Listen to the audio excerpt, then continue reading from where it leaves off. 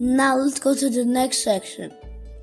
And this section is called mots avec syllables appris, meaning words with learned syllables.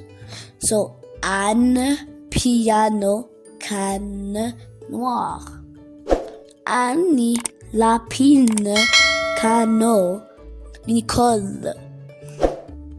Numéro, canari, animal, noir, ananas, lune, narine, macaroni. Let's do it one more time.